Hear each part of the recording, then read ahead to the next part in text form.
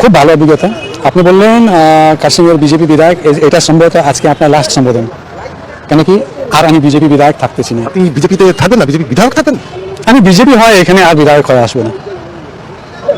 আমি এখানে জনগণের জন্য এসেছিলাম, রাজ্যকে গড়ে তোলার জন্য এসেছিলাম, ভালোর জন্য এসেছিলাম। কিন্তু এখানে এসে আমি দেখেছি আমাকে নস্যিক টিপ্পণী করতে হবে, ধর্মীয় রাজনীতি করতে হবে, হ্যাঁ, আর জনগণকে যে প্রতিশ্রুতি দিয়ে আসছি ওইটাকে মানতে হবে না, ওইটাকে ভুলে যেতে হবে। আমি এইভাবে রাজনীতি আর করতে চাই না। মানে ধর্ম নিয়ে রাজনীতি মানে কোন কি বল? নমস্কার, আমার পলিটিক্স টপিক চ্যানেলে আপনাদের স্বাগত। আজকের অনুষ্ঠানের পূর্বেই একটি ভিডিও দেখলেন। তার আগে বলে রাখি, ভিডিওতে তো দেখে আপনারা বুঝতে পেরেছেন আজকের অনুষ্ঠান কী নিয়ে হতে যাচ্ছে। তার সাথে আরও বলছি, শুধু এই বিধায়ক না, বিজেপির থেকে 2026 বিধানসভা ভোটের আগে অনেক বিধায়ক, অনেক সাংসদ তৃণমূলে যোগ দিতে চলেছেন। তারা দল ছেড়ে দিচ্ছেন একে একে, প্রায় 9-10 জনের তালিকা রয়েছে। যাই হোক, সে নিয়ে পরে আলোচনা করব, এই ভিডিওতেই আলোচনা করব। তার পূর্বে একটি কথা বলতে চাই। আজকের ভিডিওটি দেখে যারা বিজেপি সমর্থক আছেন, আমি তাদের কাছে কিছু প্রশ্ন রাখব। আশা করব তারা এই ভিডিওটি দেখে তারা কমেন্ট বক্সে আমার কমেন্ট করুন যে আমার কথা ঠিক না, আপনারা যেটা চিন্তা ভাবনা করছেন সেটা ঠিক। তাহলে কথাটা কি হচ্ছে? কথাটা হলো, যেরকম কাশিয়ার বিষ্ণুপ্রসাদ শর্মা আজকের দেখলেন আপনারা বিজেপি ত্যাগ করছেন। তিনি বলছেন আমি আর এই বিধানসভায় কোনোদিন বিজেপির বিধায়ক হতে চাই না, আর বিজেপির থেকে আমি দাঁড়াবো না এবং দল ত্যাগ করলাম।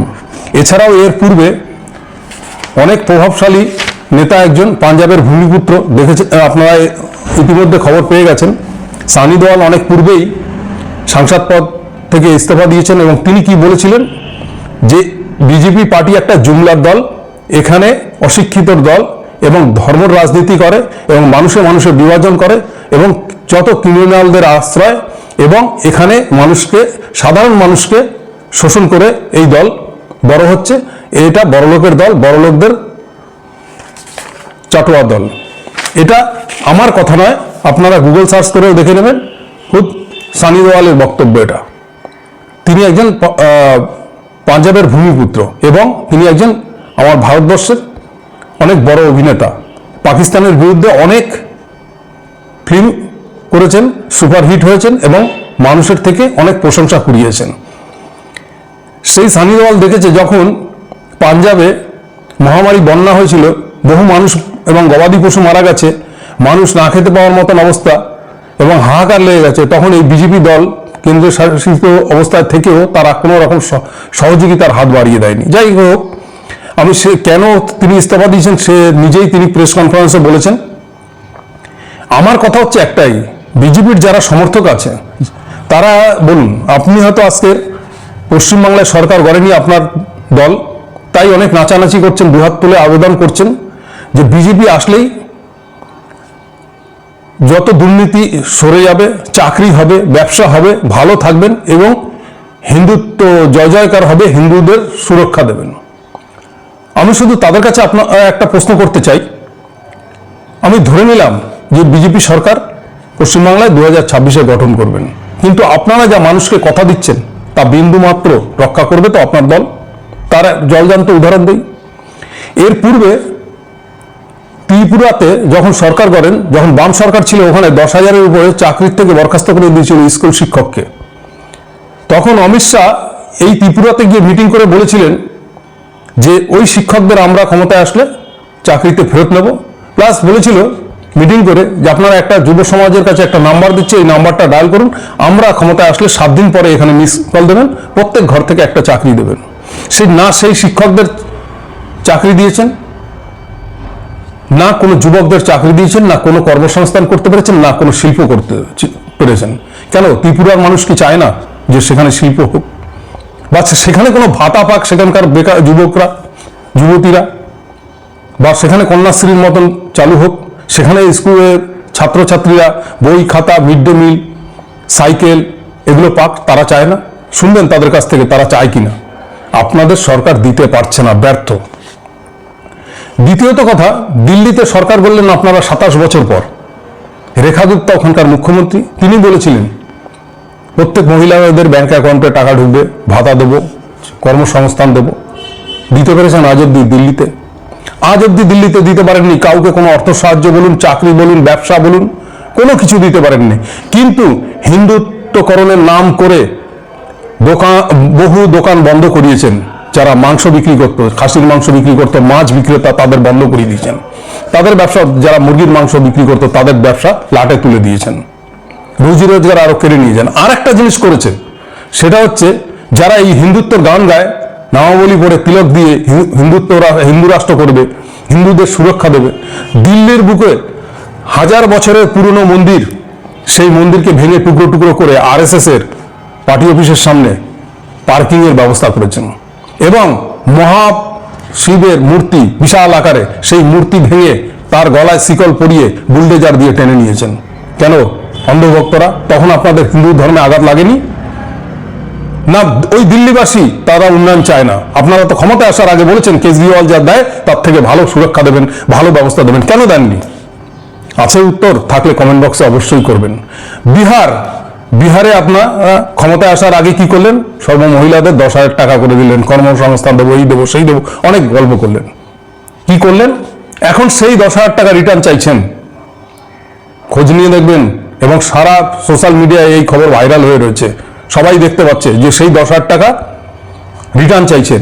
কাউকে বোঝাচ্ছে, অনেক ফ্যামিলিতে গিয়ে বোঝাচ্ছে টাকাটা তো তোমার স্ত্রীর অ্যাকাউন্টে আসার কথা ছিল, ভুলবশত তুমি দিয়েছো তোমার ঘরের পুরুষের অ্যাকাউন্ট নাম্বার।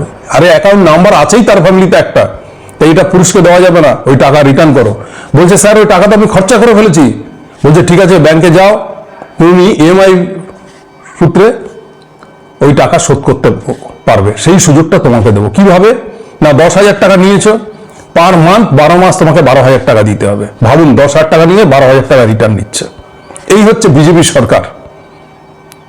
আর আমাদের দেশের প্রধানমন্ত্রী, তিনিও হিন্দুত্ব নিয়ে অনেক কথা বলেন। আর গোবর যারা মাথায় একবার ঢুকিয়ে নিয়েছেন, গোমূত্র যারা ঢুকিয়ে নিয়েছেন, তারা গরুকে গোমাতা, নিজের মাতাকে মাতা না ডেকে তাদেরকে গোমাতা ডাকছেন, আর অন্য মানুষকে শেখাচ্ছেন যে আমরা হিন্দু, গরুকে গোমাতা ডাকো। আর সেই দলের প্রধানমন্ত্রী ওমান দেশে, একটা মুসলিম কান্ট্রি ওমান, দেশটির নাম ভালো করে শুনে রাখুন, সেখানে গিয়ে আজকে 1 মাস আগে, আজ থেকে গোমাংস সাপ্লাই দেওয়ার চুক্তি করে আসলেন। তখন কি গোমাতাকে কাটবে না? কেটে টুকরো টুকরো হবে না? তখন গোমাতাকে ধ্বংস করা হচ্ছে না? তখন আপনাদের হিন্দু ধর্মে আঘাত লাগছে না? তাই এই কথাগুলোর উত্তর চাই আপনাদের কাছে। যত হিন্দু ভক্ত আছেন, বিজেপি ভক্ত আছেন, রাম ভক্ত আছেন, যারা হিন্দু রাষ্ট্র দাবি করেন, যারা 2026-এ নিয়ে লাফাচ্ছেন, তাদের কাছে এই প্রশ্নটা রাখতে চাই। তাদের কাছেই এই প্রশ্নটা রাখছি। তারা কমেন্টে জানাবেন যে কথাটা আমি সত্যি বললাম কি মিথ্যা বললাম। যদি প্রকৃত বাঙালি হয়ে থাকেন, বাংলার মানুষ হয়ে থাকেন, 26-এ ভোট দেওয়ার আগে এই কমেন্ট বক্সে কমেন্ট করবেন এবং মানুষের সামনে চিৎকার করে বলবেন যে আমরা হ্যাঁ এই রাজ্যে এই দিয়েছি। আরে আপনাদের দলের কথা আর কি বলবো, আপনাদের হাইকমান্ড এসে বলে 15 লক্ষ টাকা করে প্রত্যেকের অ্যাকাউন্টে দেবো, কালাধান বাপাস লাও। আজ পর্যন্ত পেরেছে কালাধান বাপাস নিতে?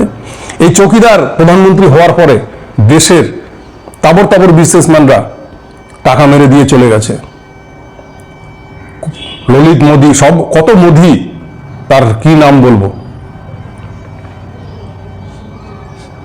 টাকা আজ অব্দি ফেরত এনেছে প্রধানমন্ত্রী? আনেনি। একটি টাকা ফেরত আনতে পারেনি, বরঞ্চ তারা বিন্দাস বিজয় মালিয়ার মতন লোক ইংল্যান্ডের গ্যালারিতে বসে যুবতীদের নিয়ে দুই পাশে দুটো বসিয়ে খেলা দেখছেন। কারণ তাদের যখন কোর্টে তুলছে, লন্ডনের কোর্টে, বলছে আরে 3 ভাগ তো আমরা বিজেপি পার্টি অফিসে জমা দিয়ে এসেছি, অতএব বিজেপি আমাদের কোনোদিন দেশে ফেরত নেবে না। তারাই আমাদেরকে সহযোগিতা করেছে বিদেশে আসার জন্য। ভাবতে পারেন সাধারণ মানুষ এবং ভারতবাসীর জন্য কত বড় খতরা এই বিজেপি। এরা বলে যে মুসলমান থেকে, মুসলমানের জন্য বাংলায় এত মুসলমানের ছড়াছড়ি, এত রোহিঙ্গার ছড়াছড়ি, হিন্দু খাতরে নেই। আরে দেশ স্বাধীন হওয়ার পর 2014 সালে মোদী ক্ষমতা এসছে, তখন থেকে কি এই রাজ্যে বা ভারতবর্ষে মুসলিম এসছে? মুসলিম তো তখনও ছিল, এবং তারা অনেকেই স্বাধীনতা সংগ্রাম করেছেন, জীবন দিয়েছেন, প্রাণ দিয়েছেন এই দেশের জন্য। শুধু আপনাদের কাছে একটাই এজেন্ডা রয়েছে, হিন্দু, মুসলমান, পাকিস্তান। পাকিস্তানের সাথে কি করবেন? পাকিস্তানের সাথে যুদ্ধ করবেন? পাকিস্তান আপনার দেশে জঙ্গি ঢোকালো, আপনি যুদ্ধ করবেন, ট্রাম্প ওদিক দিয়ে ধমক দেবে, ঘরের দরজা বন্ধ করে চুপ করে বসে পড়বেন। এই তো আপনাদের দম। স্বরাষ্ট্রমন্ত্রী এসে বলছে পশ্চিমবাংলায় মমতা ব্যানার্জি বর্ডার খুলে রেখে দিয়েছে, তাই সব জঙ্গি ঢুকছে, রোহিঙ্গারা ঢুকছে। এর ভাবতে পারেন মানুষকে কত বোকা বানায় এরা। এদেরকে যখন রিপোর্টার প্রশ্ন করে যে আপনি এই কথাটা বললেন কি করে, বলছে তখন বলে ভাষণ দেই আমরা, ভাষণে এসব বলতে হয়, ভাষণ মিথ্যা কথা ছাড়া হয় না। ভাবতে পারেন কত বড় প্রতারক। 15 লক্ষ টাকার ক্ষেত্রেও এই কথা বলেছিল। ছেড়ে দিলাম এদের কথা, এবার আসি বাংলার যাকে অনেকেই ভাবি মুখ্যমন্ত্রী ভাবছেন, সেই কাগজে মুড়ে টাকা নেওয়ালা, যে তৃণমূলের লুটে ফুটে খেয়ে এখন বিজেপিতে গিয়ে বড় হিন্দু সেজেছে, 3 বাটি খেয়ে এখন 3 বাটি গোমাংস খেয়ে এখন সে বড় হিন্দু উত্তর শেখাচ্ছে মানুষকে, বাংলার মানুষকে। নন্দীগ্রামে 5 বছরে একটা রাস্তা ঢালাই করতে পারেনি, যে নন্দীগ্রামের মানুষ যখন তাকে প্রশ্ন করেছে, স্যার আবার তো ইলেকশন আসছে, এই রাস্তাটা কমসে কম ঢালাই করুন, বর্ষার দিন আসছে, বাচ্চা কাচ্চা নিয়ে কি করে বেরোবো? আরে থামো তো, বেঁচে থাকলে রাস্তা হবে। আগে এইসব জিহাদিদের তারাও দেশ থেকে, ও জিহাদিদের তাড়াবে। যে কিনা মসজিদে গিয়ে নামাজ পড়েছে, ইফতার করেছে, গোমাংস খেয়েছে, সে জিহাদিদের তাড়াবে। ভাবতে পারেন এরা শুধু একটাই জিনিস বোঝে, কতটা মিথ্যা কথা বলে মানুষকে বোকা বানিয়ে ক্ষমতায় আসতে হবে। এরা শুধু তেল লাগাবে আদানি আম্বানির পিছনে, আর সাধারণ মানুষকে চুষে খাবে। একবার ভাবছেন এরা ক্ষমতায় আসার আগে রিচার্জটা কত ছিল? আপনার বাড়ির কেবল লাইনের রিচার্জটা কত ছিল? সোনার দাম কি ছিল? জিনিসপত্রের কি দাম ছিল? কোন সুবিধা দিয়েছে? এই প্রধানমন্ত্রী বলেছে জিএসটিতে সুবিধা হবে, সাধারণ মানুষের জিএসটিতে কি সুবিধা হয়েছে সেই বিশ্লেষণে যাচ্ছি না এখন। নোটবন্দির সময় কি বলেছিল প্রধানমন্ত্রী? 50টা দিন আমাকে জীবনের উদ্ধার দিন, আমি আপনাদের 50 দিন পরে এমন সুখ এনে দেবো, প্রত্যেকটা ঘরে হাসি খুশিতে জীবন কাটাবেন। না হলে যদি আপনারা সুখ শান্তি ফিরে না পান 50 দিনের মাথায় আমাকে কোনো চৌরাহাতে জ্বালিয়ে দেবেন। আপনাদের এসছে নোটবন্দিতে সুখ শান্তি, বহু লোকের বহু টাকা পয়সা জলাঞ্জলি গেছে, দেশের অনেক অর্থের ক্ষতি হয়েছে, রিজার্ভ ব্যাংক হিসাব দিয়েছে প্রচুর অর্থ ক্ষতি হয়েছে, জিডিপি পড়ে গেছে, অর্থনীতি ধ্বংস হয়েছে। প্রধানমন্ত্রী রয়ে গেছে, কারণ এই অন্ধভক্তদের জন্যই প্রধানমন্ত্রী রয়ে গেছে। বললে খারাপ লাগে, প্রধানমন্ত্রী আমারও, কিন্তু আমিও চাই ওই প্রধানমন্ত্রী আমার হিতে কিছু কাজ করুক, আমিও গর্ব নিয়ে জয় শ্রীরাম বলি, আমিও হিন্দু ঘরের ছেলে, আমিও বিজেপিটা করি, আমারও তো মন চায়, আমি তো হিন্দু ঘরের ছেলে, আমি কেন চাইবে না? কিন্তু এরা তো ধোঁকাবাজ, ধোঁকা দিচ্ছে মানুষকে। তার জলজন্ত আর একটা উদাহরণ দেই। এই শুভেন্দু বলছে এই সরকার ভাতা দিয়ে ভোট নেয়, ভাতা দেয়, আমরা ভাতা চাই না, চাকরি চাই। আর একজন ওই টুম্পা আছে, দুদিনকারের মেয়ে, কিছুই জানে না ভারতের ইতিহাস সম্বন্ধে, চিল্লায় ভাতা চাই না, চাকরি চাই, সুরক্ষা চাই।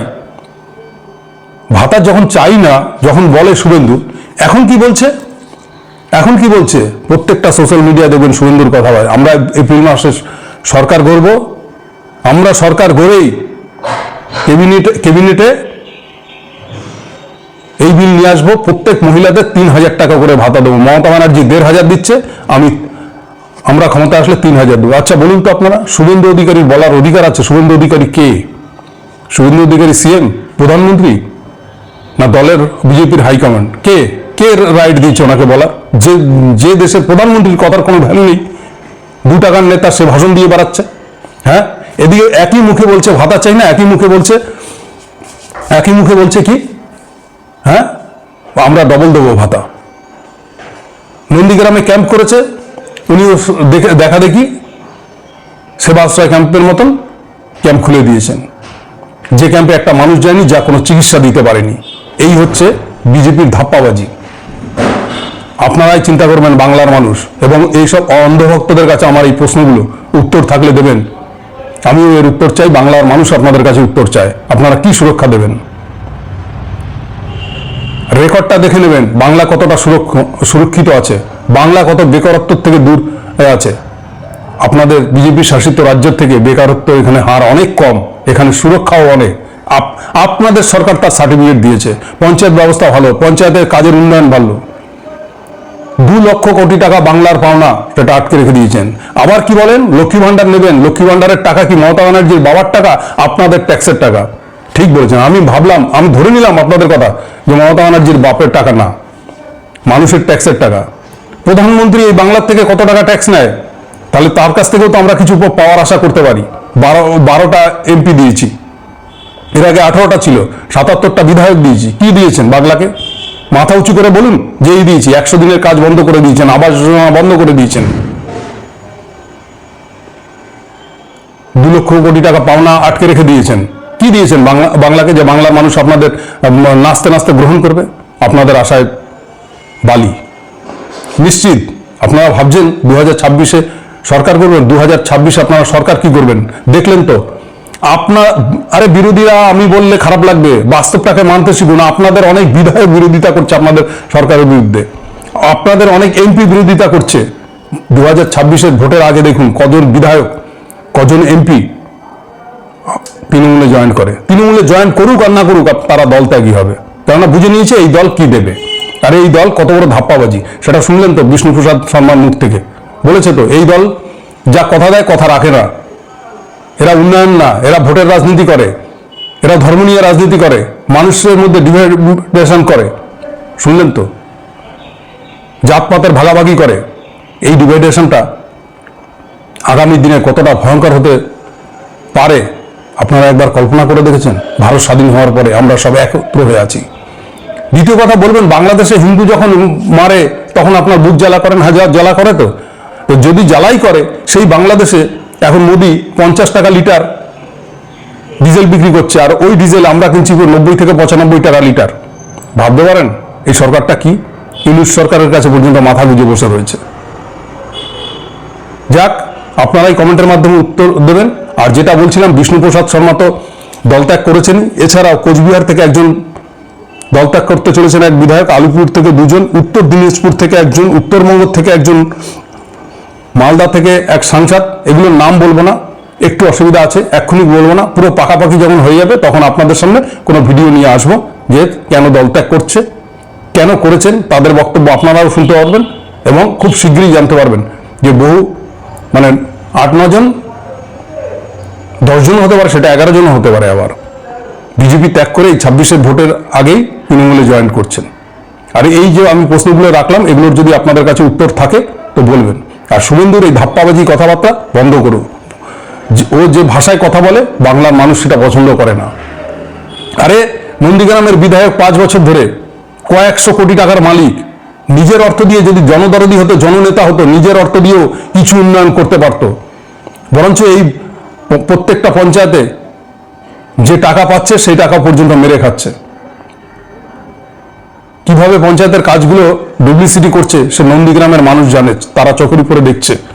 অতএব নন্দীগ্রামে এবার শুভেন্দু প্রার্থী হতে যাচ্ছে, কেননা দল উনি চাইছিলেন না, হাওয়া বুঝে ওনাকে দল ওখানেই প্রার্থী করবেন। যদি প্রার্থী করে কেমন জিতবে, কতটা লোডশেডিং করতে পারে, এবার টেরটা পাবে।